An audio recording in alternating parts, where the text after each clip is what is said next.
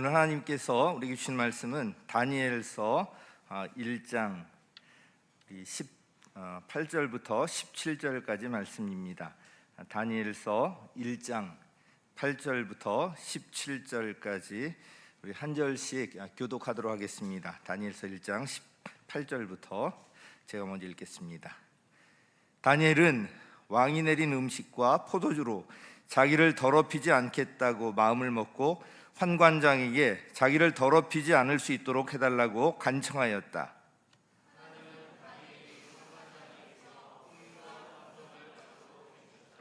환관장이 다니엘에게 말하였다. 너희가 먹고 마실 것을 정해주신 분은 나의 상전이신 하나님 임금님이시다. 임금님께서 너희의 얼굴이 너희와 같은 나이의 젊은이들보다 더 상해 있는 것을 보시게 될까 두렵다. 그렇게 되면 너희 때문에 내 목숨이 임금님 앞에서 위태롭게 될 것이다.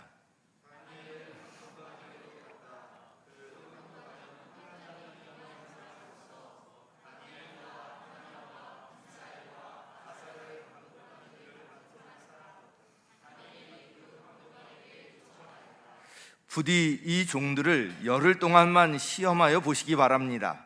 우리에게 채소를 주어 먹게 하고 물을 주어 마시게 하여 보시기 바랍니다.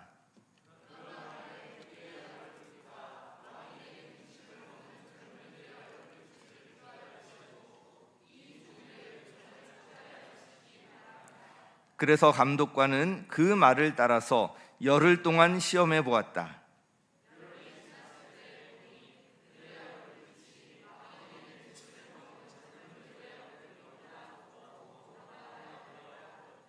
감독관은 그들에게 지정된 음식과 마실 포도주를 주지 않고 채소를 계속 주어서 먹게 하였다. 하나님은 이 네 젊은이들이 지식을 얻게 하시고 문학과 학문에 능통하게 하셨다.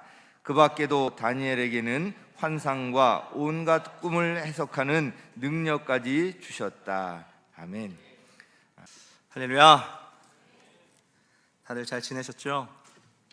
이렇게 성전에서 함께 모여서 예배할 수 있는 것이 크나큰 주님의 은혜인 줄 믿습니다. 코로나19 때문에 진짜 본의 아니게 오랜만에 이 자리에 서서 함께 말씀을 나누게 되었는데요, 진짜 연초에는 금방 지나갈 줄만 알았는데 이 연초에 시작했었던 이 전염병이 정말 계속 길어지면서 하필이면 왜 내가 옥수교회에 부임하고 나서일까, 딱 부임하자마자 뭐 할 수 있는 게 아무것도 없는 거예요. 그러다 보니까 막막하고 이렇게 당황스럽고, 뭔가 좀 사실 삶의 많은 부분들을 하나님께 내 인생을 헌신하고 싶다, 바치고 싶다, 그래서 사실은 이 길을 선택하게 됐는데 뭔가 그렇게 살아가지 못하는 것 같은 저의 모양들을 바라보면서 스스로도 진짜 좀 괴로웠던, 답답했던, 또 무기력했었던 그런 시간이 아닌가 싶습니다. 근데 사실 그것도 처음에만 그러더라고요. 조금 시간이 지나니까 이제는 어느새 그 막막하고 당황스러웠었던 그 감정들조차 익숙하게 다가오기 시작하는 거예요. 마스크를 챙기지 않고 그냥 자유롭게 거리를 걸어 다니고, 또 때로는 사람들이 오히려 많이 모이는 그 북적임을 따라서 다니기도 했었던 그 지난 시간이 지금 생각해보면 되게 오래전 일처럼 좀 이렇게 아득하게 느껴지는 것 같습니다. 게다가 특별히 더운 여름을 지나서 가뜩이나 지구온난화로 여름과 겨울이 상당히 길어졌잖아요. 그래서 짧게만 느껴지는 이 가을에도 뭐 지금 1단계로 또 하향 조정되기는 했지만 그럼에도 불구하고 아직까지 거리두기는 끝나지 않았잖아요. 그래서 정부의 방역 지침 어떤 여부와 상관없이 계속해서 이렇게 거리두기가 진행되니까 참 버겁게 느껴지는 것 같아요. 이 날씨 진짜 좋은데 이럴 때 교회에서 형제자매들이랑 함께 좋은 곳에 같이 좀 모여서 같이 놀러도 가고 교제도 나누고 싶고 그런 마음이 굴뚝 같은데, 이 끝을 모르는 거리두기와 씨름하고 있는 이때에 참 마음이 아픕니다. 교회의 본질이 건물이 아니잖아요. 그래서 건물이 교회의 본질이 아니라 주 예수 그리스도의 이름으로 함께 모인 그것이 교회의 본질인데, 이 공동체인데 이게 하는 수 없이 계속해서 거리두기를 실천해야 되니까 그래서 마음이 좀 어려웠던 것 같아요.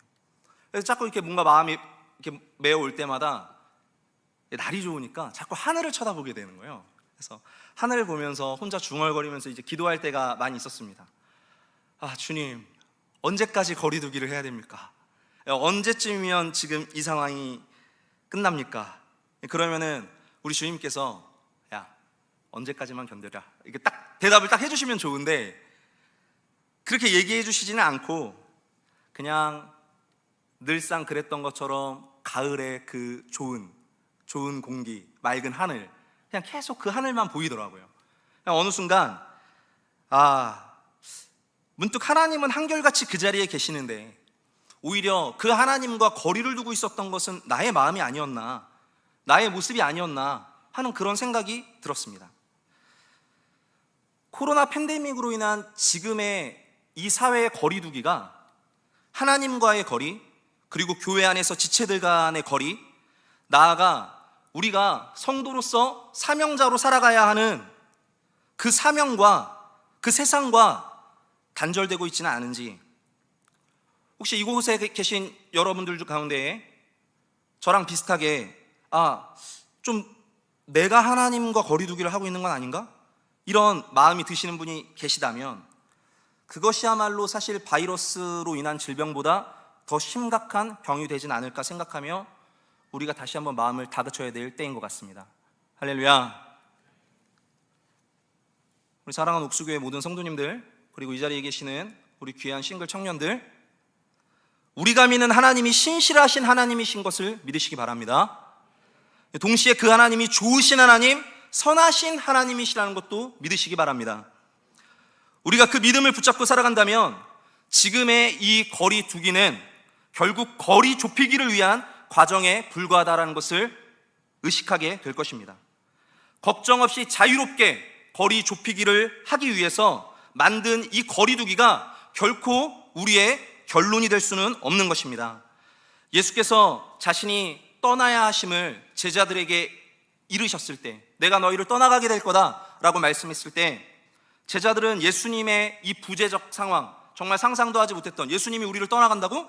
그것에 두려워하고 슬퍼했습니다. 그러나 주님께서는 그때 뭐라고 말씀하셨죠? 우리 요한복음 16장 7절 말씀 한번 같이 읽어보도록 하겠습니다. 요한복음 16장 7절 말씀 시작.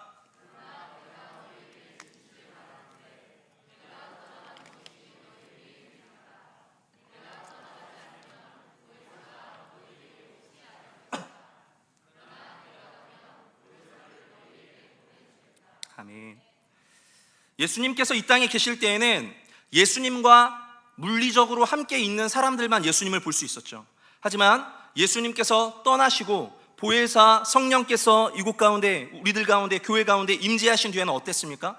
물리적으로 예수님과 함께 있지 않아도 예수의 영이신 성령으로 말미암아 누구든지 그분을 볼 수 있고 누구나 그분을 경험할 수 있고 어디에서나 그분을 느낄 수 있는 역사가 일어나지 않았습니까? 결국 예수님의 거리두기는 모든 하나님의 백성들과 거리를 좁히기 위한 과정이었다는 것이죠.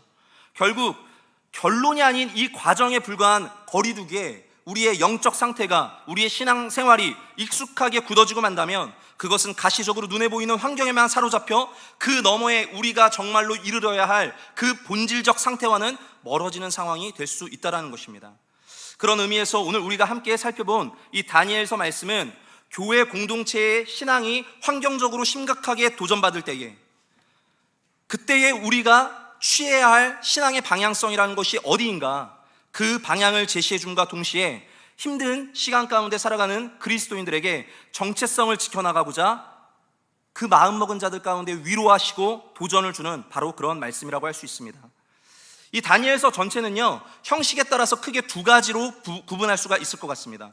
첫 번째 부분은 1장에서 6장까지인데, 이 부분에는 다니엘을 비롯해 그의 세 친구들이 바벨론 제국의 포로로 끌려가서 그곳에서 이후에 메대 제국, 그리고 바사 제국, 이제 우리가 보고 있는 성경에는 페르시아 제국이라고 나오는데, 그렇게 그런 그 자리 가운데, 이방인들의 나라 가운데에 어떻게 자신들의 신앙을 지켜갔는지, 그리고 어떻게 충성스럽게 하나님을 섬겼는지 그 역사적인 기록을 담고 있습니다.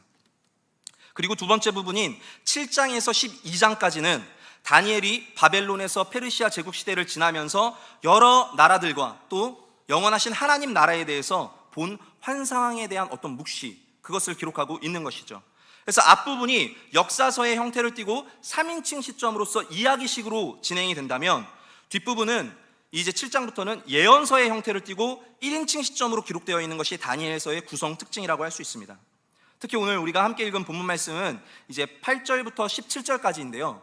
원래는 이제 더 앞에서부터 살펴보는 것이 이 당시의 어떤 역사적 상황과 그 다음에 본문의 내용을 더욱더 확실하게 이해할 수 있기 때문에 먼저 그 앞부분의 내용부터 한번 살펴보고 또 역사적 배경을 먼저 나누도록 하겠습니다. 우리가 너무나도 잘 알고 있는 솔로몬 왕, 이스라엘의 역사적으로 가장 전성기를 보냈었던 왕이죠. 근데 그 솔로몬 왕이 죽고 난 뒤에 통일 이스라엘 왕국은 북이스라엘과 남유다로 분열되게 됩니다. 그런데 주전 722년 북이스라엘이 당시 고대 근동의 패권국이었던 아시리아 제국에 의해서 멸망을 당하게 되죠. 하나님의 백성이 세운 나라가 멸망을 당하게 되는 것입니다. 그것에 대해서 열왕기서 말씀은 북이스라엘 사람들이 끊임없이 우상을 숭배했고 하나님께서 보내주셨던 예언자들의 말씀을 거부하고 하나님의 말씀에 전혀 귀를 기울이지 않았기 때문에 이 나라가 멸망한 것이라고 열왕기서 말씀은 선포하고 있습니다. 이제 언약의 백성이 세운 나라는 남유다 왕국밖에 남지 않았습니다. 남유다 왕국의 사람들은 자신들이 다윗 왕조, 다윗 가문의 후계를 이었기 때문에 하나님께서 다윗을 사랑하셨던 것을 기억해서 자신들을 끝까지 지켜주실 거라고 생각했습니다. 그러나 그것은 바른 믿음이 아니라 방만하고 교만한 생각이었습니다. 왜냐하면 남유다 왕국의 모양도 이전에 멸망당했던 북이스라엘의 모양과 크게 다르지 않았기 때문입니다. 하나님의 말씀은 실제적으로 따르지 않으면서도 그저 자신들이 언약의 백성이기 때문에 다윗의 후손들이기 때문에 하나님께서 자신들을 지키실 것이라고 생각하는 것은 이미 하나님을 하나님으로 여기는 것이 아니라 그냥 하나님을 수단으로 도구로서 여기는 그런 마음이었다라는 것이죠. 남유다의 요시야 왕은 마지막으로 남유다 왕국의 개혁을 일으켰던 왕이었습니다. 그 남유다 왕국의 계보 자막을 한번 띄워주실까요? 그런데 이 요시야 왕이 이집트와 싸웠던 무기토 전투에서 크게 부상을 입고 그만 사망을 하고 말아요. 그래서 요시야 왕의 뒤를 이어서 요시야 왕의 네 번째 아들이었던 여호아스가 왕위를 물려받게 됩니다. 그런데 그 이후 이집트의 파라오 느고에게 채 몇 개월 지나지 않아서 붙잡혀서 3개월 만에 죽임을 당하고 말죠. 성경은 그 역시 하나님 보시기에 악을 행했던 왕이라고 평가를 하고 있습니다. 애굽의 파라오 느고가 요시야의 둘째 아들이자 여호아스의 형인 엘리야김을 유다의 왕으로 세우고 애굽에다가 막대한 조공을 바치도록 합니다. 그리고 유다에 대한 애굽의 영향력을 과시하기 위한 방법으로 엘리야김의 이름을 여호야김으로 바꾸도록 합니다. 그렇게 하나님을 떠난 남유다 왕국의 운명은 풍전등화와 같이 위태롭기만 했습니다. 네, 자막 내려주셔도 됩니다. 한편 그렇게 남유다 왕국의 상황이 풍전등화와 같이 흔들리고 있을 때 당시 고대 근동 전체의 패권은 아시리아 제국에서 바벨론 제국으로 넘어가고 있었습니다. 신바벨로니아 제국의 2대 왕이었던 느부갓네살 왕은 아시리아의 수도 니느웨를 점령하고 엄청나게 큰 영토, 엄청난 대제국을 건설하게 되었습니다. 그런 바벨론을 상대하기 위해서 원래 그 이전의 종주국이라고 할 수 있었던 이 아시리아는 이제 이집트와 힘을 합치게 됩니다. 그리고 이미 힘을 잃은 남유다 왕국은 그런 이집트를 따라서 함께 바벨론에 저항을 하게 되죠. 국제 정세가 그렇게 정신없이 흘러가고 나라의 운명이 어떻게 흘러갈지 모르는 상황에서 남유다 왕국의 왕이었던 여호야김은 자신의 왕궁을 건설하기 위해서 백성들로부터 막대한 노동력을 강제로 동원합니다. 그리고 가난한 자와 연약한 자들을 돌보지 않고 백성들의 경제적 희생을 강요하는 포갑 정치를 폈습니다. 성경을 살펴보면 이 여호야김은 마치 이렇게 하면 나라가 빨리 망하는구나, 이거를 보여주는 사람인 것 같아요. 완전히 그렇게 죄 가운데 흘러가고 있었습니다. 아시리아를 돕기 위해서 이집트가 군대를 일으켰죠. 그런데 그들은 갈그미스 전투에서 바벨론에게 완전히 대패하고 맙니다. 그러면서 이제는 명실상부 고대 근동의 종주권은 완전히 바벨론 제국이 차지하게 되죠. 바벨론의 정복왕 느부갓네살은 거기서 그치지 않고 이집트와 아스루와 한통속이 되었던 이 조그만 남유다 왕국, 이 남유다 왕국의 여호야김을 정벌하러 원정에 나섰던 것입니다. 그런 상황에서도 남유다 왕국은 하나님 앞에 엎드려 회개하기보다는 이집트가 자신들을 구원해 줄 거라고 생각을 하고 있었어요. 하나님이 함께 하시지 않는 남유다는 거대한 바벨론 제국의 상대가 되지는 못했죠. 그렇게 다니엘서 말씀이 시작되는 것입니다. 우리 다니엘 1장 1절 말씀 함께 읽어보도록 하겠습니다. 시작.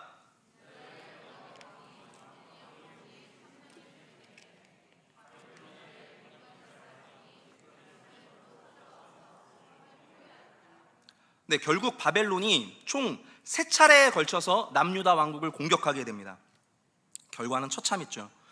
여호야김은 포로로 끌려가서 죽임을 당하고, 이후에 아까 전에 그 왕의 계보 자막을 보셨지만 남유다 왕국은 여호야긴, 그 다음에 시드기야라고 하는 왕조를 거쳐서 결국 주전 586년 바벨론 제국에 의해서 완전히 멸망하고 맙니다. 바벨론에 의해서 예루살렘, 수도였던 예루살렘이 황폐화가 됩니다. 그리고 예루살렘에 있었던 하나님의 성전, 솔로몬이 지었었던, 솔로몬이 하나님께 봉헌했던 그 솔로몬의 성전까지도 완전히 다 무너지게 되죠. 이 일련의 사건을 역사는 바벨론 유수라는 이름으로 기억하고 있습니다. 그런 암울한 역사의 배경 가운데서 다니엘의 이야기가 시작되는데, 근데 먼저 우리가 기억해야 될 것은 무엇이냐면, 이 놀라운 이 모든 것들이 성경은 뭐라고 말하고 있냐? 사실 다 하나님의 뜻 안에서 이루어지는 결과다라고 말하고 있다라는 거예요. 다니엘서 1장 2절 말씀을 한번 읽어보도록 하겠습니다. 시작. 주님께서 유다의 여호야김 왕과 하나님의 성전 기물 가운데서 일부를 느부갓네살의 손에 넘겨주셨다. 그는 그것들을 바빌로니아 땅 자기가 섬기는 신의 신전으로 가지고 가서 그 신의 보물창고에 넣어 두었다. 고대 국가와 국가의 전쟁은요, 단순히 그냥 사람과 사람의 싸움이 아니라 이 국가가 섬기는 신, 이 국가가 섬기는 신, 그러니까 국가와 국가가 섬기는 신들의 전투라고 여겨졌어요. 그런 의미에서 사실 남유다 백성들이 느낀 충격은 어마어마했다라는 것이죠. 그들은 전지전능하시고 참되신 유일하신 여호와 하나님이 자신들을 도와주시리라고 믿었습니다. 하나님이 아닌 이방 나라의 다른 신들은 모두 잡신이고 우상이라고 여겼기 때문에 가시적으로는 국력의 차이가 분명히 있죠. 전투력의 차이가 있어요. 그럼에도 불구하고 모든 것을 뛰어넘어서 이 다윗 왕조를 하나님이 보호하시리라고 여겼다라는 거예요. 그런데 결과는 어떤가? 하나님이 겉으로만 봤을 때는 바벨론의 주신 마루둑 또는 벨이라고 불리는 이 마루둑한테 패배한 것처럼 보이는 거예요. 아니, 우상에 불과한 마루둑이 어떻게 여호와 하나님을 이길 수가 있나? 유다 사람들이 느꼈었던 정신적인 충격은 상상 이상이었습니다. 그런데 성경은 뭐라고 말하고 있냐면, 이 모든 게 이미 하나님께서 예언자를 통해서 계획하신 대로 이루신 거다라고 이야기를 하고 있다는 거예요. 놀랍게도 이미 이전에, 바벨론 유수가 일어나기 이전에 성경은 이런 말씀을 기록하고 있습니다. 예레미야서 25장 9절 말씀인데요, 함께 읽도록 하겠습니다. 시작. 내가 나의 종 바빌로니아 왕 느부갓네살을 시켜서 북녘의 모든 민족을 데려오겠다. 나 주의 말이다. 내가 이렇게 그들을 데려다가 이 땅의 그 주민을 함께 치게 하며 그 주위의 모든 민족을 치게 하겠다. 내가 그들을 완전히 진멸시켜 영원히 놀라움과 빈정거림과 조롱거리가 되게 하고 이 땅을 영원한 폐허더미로 만들겠다. 아니, 놀랍게도 하나님께서 선지자를 통해서, 예레미야를 통해서 이 바벨론 왕 느부갓네살을 나의 종이라고 칭하신 것을 볼 수가 있죠. 그러므로 이 모든 고대 근동의 역사가 하나님이 계획하신 대로 이루어지고 있는 것이며, 바벨론이라는 대제국과 느부갓네살이라고 하는 이 정복 왕조차도 자기 자신이 깨닫지도 못한 채 하나님이 계획하신 역사의 섭리 속에 도구로 사용된 것이다 라고 성경은 기록하고 있다는 거예요. 그래서 말씀은 하나님이 단순히 남유다 왕국, 북이스라엘 여기만 주관하시는 그런 지역적인 하나님이 아니라 온 세계를 주관하시는, 모든 세계의 역사를 주관하시는 하나님이라고 선포하고 있다는 겁니다. 할렐루야. 이것을 믿으십니까? 근데 그것을 전혀 알지 못했던 느부갓네살, 자기는 그렇게 자기가 쓰임받은지 몰랐잖아요. 그러니까 자기가 정복한 나라의 그 신, 그러니까 자기가 정복을 하면 그 나라도 신을 섬기는데 그 신의 어떤 형상을 약탈해가지고 바벨론의 창고에 두는 거예요. 자기들의 신 앞에 그거를 두는 거예요. 자기네들이 이겼다라는 것이죠. 그런 것이 당시 고대 근동의 일반적인 문화였는데, 하나님은 어떤 형상도 가지고 계시지가 않잖아요. 그러니까 하나님의 성전에 대신 사용했었던 그릇들, 그리고 귀중한 집기류들, 이런 것들을 약탈해서 그것을 대신했던 것이죠. 그런데 그런 성전 집기들 외에도 느부갓네살이 약탈했었던 또 다른 것이 있었습니다. 다니엘서 1장 3절에서 4절 말씀입니다. 함께 읽도록 하겠습니다. 시작.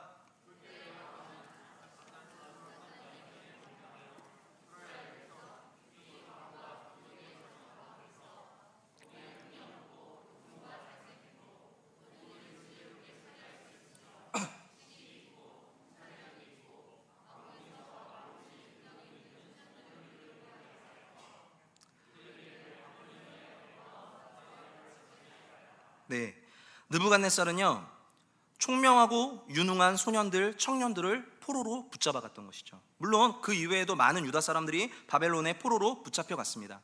근데 그들 중에 다니엘과 세 친구, 하나냐, 미사엘, 아사랴, 이들이 있었던 것이죠. 아마도 성경학자들은 1차 바벨론 침공, 주전 한 605년경, 이때 다니엘과 세 친구가 포로로 끌려갔다라고 그렇게 해석을 하고 있습니다. 느부갓네살은 그렇게 붙잡아온 여러 포로들 가운데서 유능한 인재를 선발하라고 지시합니다. 우리나라 대한민국이나 아니면 이렇게 이스라엘처럼 자신들 국가의 이 민족적 단일성, 이거를 굉장히 강조하는 국가에서는 익숙하지 않지만, 바벨론과 같이 세계의 제국들은요, 대부분이 다 문화적이고 다 인종적인 복합 국가였어요. 그래서 피정복민 출신들 중에서 인재를 발굴하고 양성하는 것이 그들에게는 꽤나 익숙한 작업이었습니다. 또한 그렇게라도 해서 인재를 선발하지 않으면 안 될 정도로 바벨론 제국의 영토는 너무나도 넓었어요. 황관장은 왕의 명령을 수행했고, 그렇게 선별된 인원 중에는 다니엘과 그의 세 친구가 있었습니다. 전쟁에서 패해서 나라가 완전히 망하게 됐잖아요.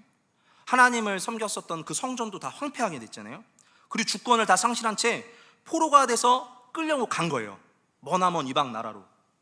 그러면 이들은 당장 자신들의 목숨을 부지하는 것조차 어려운 상황 아니겠습니까? 자기 운명이 어떻게 될지도 모르는 거예요. 그런데 그렇게 미래가 어떻게 흘러갈지 예측할 수 없는 상황에서 왕의 명령으로 혹시라도 인재로 등용될 수 있는 어떤 기회를 얻는 것, 그런 선별된 그룹에 포함된다는 것은 이건 엄청난 기회라고 할 수 있는 것이죠. 바벨론의 언어와 학문을 배운다라고 하는 것은 물론 원수의 나라이긴 하지만 그때 당시 세계관에서 생각을 해보면 최고 수준의 교육을 보장받는 것과 다름이 없었습니다. 뿐만 아니라 말씀 뭐라고 기록하고 있죠? 그들이 교육을 받고 인재로 등용되기 전까지 왕이 지정한 왕의 음식과 포도주가 무상으로 제공된다, 이런 혜택을 누리게 되는 거예요. 아니, 포로 신분에서 목숨을 보장할 수 없는 상황 가운데에 세계 최고의 선진국 고급 공무원으로 양성되는 특별 대우를 받는데 무상교육, 무상급식, 엄청나죠. 그런데 조건은 있습니다. 조건이 없는 건 아니에요. 그 조건 첫 번째가 무엇이냐? 몸에 흠이 없고 용모가 잘생겨야 돼요. 진짜 과거나 지금이나 잘생긴 사람만 대접받는 세상 가운데 우리가 살고 있습니다. 그래서 이 말씀을 딱 묵상하면서 개인적으로 저는 더 하나님 나라를 소망하게 되더라고요. 빨리 주님 나라로 가야겠다. 네. 두 번째로 기본적으로 똑똑하고 지혜로운 사람들이어야 돼요. 네. 용모만 잘생기면 안 돼요. 또 마지막으로 세 번째 조건이 있는데, 이게 이제 약간 마음에 걸리죠. 세 번째는 모두 이름을 계명해야 했습니다. 다니엘 1장 7절 말씀 제가 읽도록 하겠습니다. 황관장이 그들에게 이름을 새로 지어주었는데 다니엘은 벨드사살이라고 하고, 하나냐는 사드락이라고 하고, 미사엘은 메삭이라고 하고, 아사랴는 아벳느고라고 하였다. 아니, 히브리인들에게 이름이라고 하는 것은 자신들의 인생과 정체성을 표현하는 것인데, 원래 이들이 갖고 있었던 이름은 모두 하나님을 향한 고백의 뜻을 갖고 있거든요. 한번 자막 보여주실까요? 다니엘 이름 뜻이 뭐라고요? 하나냐는, 미사엘은 아사랴는 이런 이름들을 갖고 있었어요. 그런데 자신들의 뜻과는 상관없이 모두가 창시개명을 당하고 말게 되는 것이죠. 그 이름은 모두 바벨론의 신과 연관된 이름이었습니다. 자막 한번 보여주실까요? 예, 대충 이런 뜻이에요. 이들뿐만이 아니라 성경이 기록하고 있지 않은 당시의 다른 포로들, 정확하게는 포로에서 바벨론의 인재로 양성하려 했었던 젊은이들 모두가 이름을 다 바꿨어야만 됐을 거예요. 그렇게 바벨론식으로 이름을 바꾸고 바벨론의 학문과 언어를 습득하면서 바벨론의 왕이 하사하는 음식을 먹게 되는 것이죠. 그런데 생각해보면 이런 상황은 포로라고 하기에는 너무나도 좋은 기회이고 또 편안한 삶이죠. 어쩌면 성경에서 악한 왕이라고 기록하고 있는 능력 없는 이전의 남유다 왕들 아래서 전전긍긍하며 살아가는 것보다 대제국 바벨론에서의 이러한 삶은 훨씬 더 개인으로서는 미래가 보장되는 삶이었을지 모릅니다. 그런데 동시에 그 편안한 바벨론에서의 삶에 적응해 갈수록 겉모양뿐만이 아니라 그 내면까지도 바벨론 사람으로 변하고 있다는 것을 아마 그 스스로가 누구보다 잘 알고 느꼈을 거예요. 포로라고 하기엔 너무 등 따시고 너무 배부른데 뭔가 마음속 한 구석에 어딘가가 좀 불편한 것이죠. 근데 불편하면 뭘 어쩔 거예요. 자기가 뭐를 할 수가 있지를 않은데, 자기는 실제로는 전쟁 포로인데 무슨 결심을 할 수 있습니까? 자기 운명을 스스로 개척할 수 있는 아무런 힘과 능력이 없습니다. 그럴 만한 환경도 아닙니다. 그런 상황에서 여러분들은 어떻게 하시겠습니까? 그런 상황에서 과연 여러분들이 그 자리에 있었다면 여러분들은 그냥 바벨론 사람으로 그렇게 살아가시겠습니까? 저는 그랬을 것 같아요. 저는 우리나라보다 훨씬 좋아 막 이러면서 또 맛있는 음식을 막 주니까 무상으로. 담임 목사님께서 살 빼라고 하셨는데 순종해야 됩니다. 네, 자꾸 음식에 대한 탐심을 버려야 되는데, 그런데 그때 이 다니엘과 세 친구들은 밤새도록 숱하게 고민을 거듭해서 결국 한 가지 굳은 결심을 하게 되었습니다. 우리 본문 말씀 1장 8절 함께 읽어보도록 하겠습니다. 시작.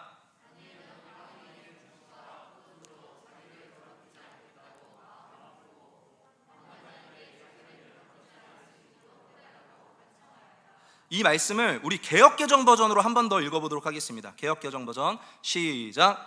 다니엘은 뜻을 정하여 왕의 음식과 그가 마시는 포도주로 자기를 더럽히지 아니하리라 하고 자기를 더럽히지 아니하도록 환관장에게 구하니. 아멘. 할렐루야. 말씀은 다니엘의 이름을 대표적으로 언급하고 있지만 이제 뒤에 이야기를 살펴보면 이 세 친구와 함께 했다라는 것을 알 수가 있죠. 우리가 보는 세번역 성경에는 마음을 먹고라고 기록되어 있는데 개역개정 성경에는 뜻을 정하여 라고 표현하고 있습니다. 저는 이 말이 더 와닿더라고요. 뜻을 정하여. 아니 이름까지 다 바벨론식으로 바벨론 신을 찬양하는 이름으로 바꿔놓고 이제 와서 무슨 음식 하나 먹는 것이 뭐가 그렇게 대단한 결심이라고 이렇게 말할지도 모르겠어요. 그런데 말씀은 다니엘과 세 친구 모두가 바벨론 왕과 바벨론의 그 포도주를 먹는 것을 어떻게 여겼냐면 자신들을 더럽히는 거다라고 여겼다라고 기록하고 있습니다. 신약의 교회 시대와는 달리 구약은 율법 시대잖아요. 율법을 지키며 살아가야 되는데 그것이 하나님 나라의 백성으로서 정체성을 지키는 수단이었는데, 이 바벨론 왕의 식사는요 아마도 레위기 11장에서 금지하고 있는 부정한 짐승의 고기로 만든 음식들이 포함되어 있었을 가능성이 커요. 그리고 더욱이 왕의 진미와 포도주는 고대 사회에서 모든 국가가 종교 국가였다는 것을 고려해 보면 대부분이 이미 바벨론 제국의 신들에게 바쳐졌었던 음식일 가능성이 매우 큽니다. 분명 훌륭한 요리였겠죠. 분명 맛있는 음식이었겠죠. 그런데 그들은 율법에 위배되는 것을 자기 육신의 만족을 위해서 취할 수 없다라고 여긴 거예요. 아마 이들 외에 대부분의 다른 포로로 붙잡힌 그 청년들은 그것을 먹고 마셨을 겁니다. 맛있었겠죠? 되게 배불렀고 좋았을 거예요. 기분 좋았을 거예요. 그렇게 바벨론 왕의 산의 진미를 먹고 마시면서 포만감에 젖어들어가면 젖어들어갈수록 그들은 자신들이 본래 하나님의 백성이고 하나님의 자녀였다라는 것을 잊어버리게 되는 것이죠. 거대한 제국의 권력으로부터 나오는 모든 것이 얼마나 달콤했겠습니까? 이 순간만 잘 견뎌내면 제국의 왕을 보필하고 모시며 어쩌면 이 거대한 바벨론 제국에서 권세를 누리게 될지도 모르는 것이었습니다. 그 대가는 무엇이냐? 정체성을 바꾸는 것이죠. 정체성을 바꾸는 것. 하나님의 백성에서 바벨론의 신하로. 그런데 다니엘과 세 친구는 바로 그 지점에서 브레이크를 걸었던 거예요. 여기서 분명히 드러나는 것 한 가지가 있습니다. 이들은 당시 이 역사적 상황을, 이 역사적 환경에 대해서 하나님을 원망하지 않았다라는 거예요. 여호와 하나님을 당신의 백성들을 지켜주지 못한 무능한 신으로 여길 수 있는 환경이었죠. 나라가 망했잖아요. 포로로 끌려왔잖아요. 화려하고 거대한 바벨론의 궁전에서 생활을 하면서 도리어 바벨론의 신들에게 마음을 빼앗길 수 있는 여지는 너무나도 넘쳤습니다. 그런데 오히려 그들은 하나님의 말씀을 지키는 길을 선택한 것이죠. 남유다 왕국이 멸망한 것은 하나님이 무능력하거나 무관심했기 때문이 아니야. 우리 민족이 하나님을 따르지 않았기 때문에 벌어진 공의로운 하나님의 심판이었어 라고 하는 판단이 없다라면 어떻게 이런 결정을 내릴 수가 있을까요? 어떻게 이런 뜻을 정할 수 있을까요? 믿음이 없었다면 이것이 어찌 가능한 결심이겠습니까? 그러므로 그들은 스스로 뜻을 정하여 하나님의 백성이라고 하는 자기들의 정체성을 지키고자 했던 것입니다. 선한대에서 뜻을 모으니까 하나님께서 일하시기 시작합니다. 다니엘서 1장 9절 말씀 함께 읽도록 하겠습니다. 시작. 하나님은 다니엘이 환관장에게 호의와 동정을 받도록 해주셨다. 아멘. 애초에 환관장이 이들이 음식을 거부했을 때, 아니 우리는 먹지 않겠습니다 라고 했을 때 환관장이 화를 내버리면 이거는 다 물거품이 되는 거잖아요. 환관장이 뭐야, 왕이 하사한 식사를 감히 거부해? 니네 인성 문제 있는 거 아니야? 다 대가리 박아. 이러면 게임 끝나는 거죠. 그런데 하나님의 도우심으로 환관장이 그들의 요구를 호의적으로 여기게 됩니다. 다만 환관장이 염려하는 것은 다른 사람들은 모두 왕의 진미를 먹는데 너희들이 먹지 않는다라고 하면 나중에 시간이 지나서 이게 서로가 비교가 돼가지고 니네 얼굴이 상하게 되면 왕이 책임자였던 환관장 자신을 추궁하지 않을까 하는 이 부분이었죠. 근데 지혜로운 다니엘과 세 친구들은 그저 자신들의 뜻을 관철시키기 위해서 대책 없이 주장하고 나서지는 않았습니다. 그들은 합리적인 대안을 제시함으로써 환관장이 자신들의 요구를 받아들일 수 있도록 하죠. 그것이 다니엘 1장 12절에서 13절 말씀입니다. 제가 읽도록 하겠습니다. 부디 이 종들을 열흘 동안만 시험하여 보시기 바랍니다. 우리에게 채소를 주어 먹게 하고 물을 주어 마시게 하여 보시기 바랍니다. 그런 다음에 우리의 얼굴빛과 왕이 내린 음식을 먹는 젊은이들의 얼굴빛을 비교하여 보시고 이 종들의 요청을 처리하여 주시기 바랍니다. 네, 환관장은 이 제안을 수락하고 다니엘과 세 친구들에게 열흘간 채식과 물을 내어주었습니다. 그 결과 이곳 가운데 앉아 계신 우리 성도님들의 얼굴빛처럼 마스크 때문에 반밖에 보이진 않지만 이들의 얼굴빛이 왕의 음식과 포도주를 먹은 다른 젊은이들보다 훨씬 더 좋고 건강해 보이게 되었다는 거예요. 그리하여 감독관은 이후에도 그들에게 왕이 지정한 음식을 강요하지 않고 그들의 요구대로 채소를 먹게 하였다라고 성경이 기록하고 있습니다. 물론 성경 말씀이 채식을 권유하는 것은 아니죠. 고기를 먹어도 됩니다. 그러나 실제로 채식을 많이 하게 되면 섬유질이 많으니까 우리 간과 위와 내장에 부담을 덜어주게 되어서 혈액순환이 원활해지고 얼굴빛을 좋게 만들 수 있다는 과학적인 근거가 있습니다. 그런데 단순히 과학적인 이유만 있었을까요? 그들의 정체성이 바벨론의 신하로 완전히 물들어가기 이전에 뜻을 정하여 제동을 걸고 하나님의 백성의 삶으로 우리는 살아갈 거야 라고 했다면 성경이 다 디테일하게 모든 것을 기록하고 있지는 않지만 우리가 이들의 삶을 한 번쯤은 상상해 볼 수 있잖아요. 제가 상상해 본 다니엘과 세 친구들의 삶은요, 바벨론에서도 영적 절제 그리고 기도 생활 이것들을 계속해서 유지했다라는 거예요. 하나님의 성전은 이미 무너졌지만 그럼에도 그들의 일상 가운데서 어디에 있던지 간에 하나님과 친밀하게 동행하기를 원하니까 삶 가운데 감사가 있고 은혜가 있고 기쁨이 있지 않겠습니까? 그러니까 이들의 얼굴이 더욱 밝아질 수밖에 없었다라는 것이죠. 오늘 본문의 마지막 구절 17절은 이 사건을 통해 하나님이 다니엘과 세 친구들을 어떻게 축복하셨는지에 대한 증언입니다. 우리 함께 믿음으로 읽어보도록 하겠습니다. 시작. 하나님은 이 네 젊은이들이 지식을 얻게 하시고 문학과 학문에 능통하게 하셨다. 그 밖에도 다니엘에게는 환상과 온갖 꿈을 해석하는 능력까지 주셨다. 아멘. 할렐루야. 이후의 말씀에도 결국 그 어떤 젊은이들보다 다니엘과 이 세 친구들의 능력이 월등했다라는 것을 기록하고 있죠. 그래서 왕이 누구보다도 이들의 말을 신뢰하고 경청했다라고 성경은 기록하고 있습니다. 그것은 여호와 하나님께서 이들과 함께 하셨고 이들을 축복하셨기 때문입니다. 말씀을 묵상하면서 다니엘과 하나냐와 미사엘과 아사랴가 아니 어떻게 그런 상황에서 자신들의 생명을 보존받을 수 없는 상황에서 그런 결심을 할 수 있었을까라는 것에 대한 깊은 고민을 하게 되었어요. 계속 고민을 하다가 여러 가지 자료들을 찾아보는데 이제 두렉교회에서 부목사로 사역하시다가 지금은 숭실대학교에서 교수로 재직 중이신 김혜건 목사님이라고 하시는 분이 쓴 책을 읽게 됐습니다. 그 책에 이런 대목이 있는 거예요. 제가 읽어드릴게요. 이 유다 청소년들의 영적 복원력은 어디서 생겨난 것일까요? 그들의 이름 속에 답이 있어 보입니다. 그들이 받은 유년의 가정교육과 신앙교육이 야훼의 백성으로 살기로 한 그들의 결심을 가능케 했다는 것입니다. 다니엘과 세 친구는 야훼 하나님을 섬기는 신실한 가문의 자녀였기 때문에 이런 영적 저항력과 자기 복원력을 가질 수 있었던 것입니다.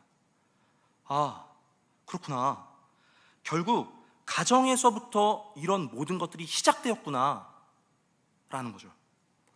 다니엘은 이후 바벨론이 망하고 메데와 페르시아 제국으로 고대 근동의 종주권이 바뀔 때마다 각각의 왕들에게 신임을 받으며 각 나라에서 모두 고위 관리직을 차지하게 됩니다. 아니 일반적으로 통치하는 국가가 전복돼 가지고 이 국가가 바뀌게 되면 이전 국가에서 왕에게 신임받고 고위직에 있었던 인물들은 어떻게 돼요? 일반적으로는 숙청되는 게 맞잖아요. 그런데 다니엘의 인생은 그런 거 없어요. 그런 거 없습니다. 그냥 계속 잘 나가는 거예요. 소위 사기 캐릭터. 그냥 어떤 나라에서든지 그냥 짱 먹는 거예요. 그만큼 능력도 뛰어난 인재였다라는 말인데 그 시작이 어디에서부터 시작된 거라고요? 다름이 아닌 가정에서의 신앙교육에서부터 시작됐다는 것이죠. 할렐루야. 사랑하는 우리 성도님들, 그리고 함께하는 우리 싱글 청년들, 말씀에서 말하고 있는 이 바벨론 제국이 오늘날 우리에게 무엇을 의미하겠습니까? 단지 다니엘의 이야기뿐만이 아니라 성경에서의 이야기뿐만이 아니라 우리도 그렇게 살고 있잖아요. 우리도 현실 권력과 세속의 산의 진미를 내보이면서 계속해서 우리로 하여금 뭐라고 말하고 있냐면 그리스도인의 정체성을 잠깐 내려놔. 너가 그리스도인이라고 하는 그 정체성을 잠깐 포기해. 그렇게 말하고 있는 세상 가운데 우리 살아가고 있지 않습니까? 바벨론이라고 하는 것은요, 이 세속의 죄악된 가치관을 대표합니다. 무엇을 받는지 아시죠? 외모를 봐요. 그 다음에 학벌을 봅니다. 지식을 본다라는 거예요. 예수 없는 지식이죠. 그리고 세속적인 정체성, 성공주의, 물질주의, 이런 것들을 강요하는 것이죠. 이렇게 살아야 돼. 그럼 기회가 있을 거야 라고 말하고 있어요. 특별히 코로나19의 확산과 그 과정에서 여러 가지 한국교회의 안타까운 모습들이 드러나게 됐습니다. 그러니까 교회를 다니지 않는 많은 사람들이 교회에 분노를 쏟아내고 있죠. 어쩌면 우리가 그리스도인임을 세상 가운데 자랑스러워해야 되는데 지금 사실 분위기가 그렇지가 못해요. 기독교인인 게 부끄러울 때가 있습니다. 숨기고 싶을 때가 있어요. 마치 유다 왕국이 멸망해가지고 포로로 끌려온 것 같은 다니엘 당시의 상황이 아주 적절하게 대입되는 시대에 우리가 살고 있습니다. 다니엘과 세 친구들도 바벨론식으로 이름을 개명하라고 하는 이 창씨 개명에는 저항하지 못했어요. 자기들의 신분이 한낱 포로에 불과했기 때문이죠. 분명히 한계는 있습니다. 그러니까 사실 교회에서도 그럼에도 불구하고 무조건적으로 여러분들 밖에 나가서 그리스도인으로 살아가세요. 여러분들이 그리스도인인 것을 선포하세요. 길거리에 있는 사람들에게 복음을 전해서 전도하세요. 이렇게 말하기 어려워요. 막 몰아세워서 이 세상의 상식을 완전히 등지고 배타적인 광신도로 살아가라고 말하는 것이 아닙니다. 상식선에서 살아야 돼요. 교회는 세상 위에 존재해야 되고 복음의 전달자로서 함께 더불어 살아가야 되는 것이죠. 거룩이라고 하는 것은 세상을 손가락질하고 세상을 비판하고 세상을 등지는 것이 아닙니다. 세상을 배척하는 것이 거룩이 아니에요. 그러나 이들은, 다니엘과 세 친구는 바벨론 왕이 제공하는 음식을 먹는 문제만큼은 단호했다라는 것이죠. 자신들도 느꼈던 거예요. 이것까지 받아들이면 나 안 되겠는데? 이것까지 허용하면 나 안 되겠는데? 돌이킬 수 없겠는데? 단순히 음식을 거부하는 것이 아니라 영성을 갉아먹는 새 속의 산의 진미를 거부한 것입니다. 왜요? 눈에 보이는 바벨론 제국, 이 현실 권력보다 더 궁극적으로 실제하는 하나님 나라를 믿었기 때문이죠. 어떻게 그것을 믿습니까? 자기 자신이 누구인지를 명확히 알았기 때문입니다. 그리스도인의 정체성을 상실하지 않았기 때문이에요. 어떤 교회가 어떠하더라, 어떤 교회의 목사님이, 목회자가 이런 사건을 저질렀다더라, 네, 그런 뉴스들이 많이 있습니다. 그 얘기 듣지 말라는 거 아니에요. 그런데 가장 중요한 것, 우리가 기억해야 되는 것, 하나님이 살아계시고, 할렐루야, 예수님이 우리를 위해서 십자가에 죽으시고, 할렐루야, 그분이 지금도 나와 함께 하신다. 예수님은 나의 주님이시다. 내가 교회를 다니는 이유, 내가 그리스도인 이유, 그것은 오직 예수 그리스도 때문이다 라고 하는 그 정체성, 내가 하나님을 예배하는 예배자라고 하는 그 정체성은 누가 나서서 지켜줄 수 있는 것이 아니죠. 내가 마음을 먹고 내가 뜻을 정하여서 나 스스로가 하나님의 자녀로서 정체성을 분명히 선언해야 되는 것입니다. 특별히 이곳에 계신 모든 성도님들, 그리고 온라인으로 예배드리는 모든 성도님들, 반드시 주의를 지키시기 바랍니다. 온라인 예배는 대면 예배를 위한 과정이지 결론이 아니에요. 주일을 주일답게 지키는 주일 성수의 의미가 무엇인지 분명히 고민해야 됩니다. 그 과정에서 들리는 여러 가지 뉴스들, 단체들, 그런 데 주목하지 마시고 그 어떤 사람도 보지 마시고 오직 예수 그리스도만 바라보시기 바랍니다. 사랑하는 우리 옥수교회 성도님들, 위축될 필요 없습니다. 주님께서 끝까지 우리와 함께 하실 것입니다. 그 믿음 가지고 뜻을 정하여 하나님께서 보시기에 합당한 주의 자녀로, 예배자로 살아가는 저와 여러분이 되기를 주님의 이름으로 축복합니다.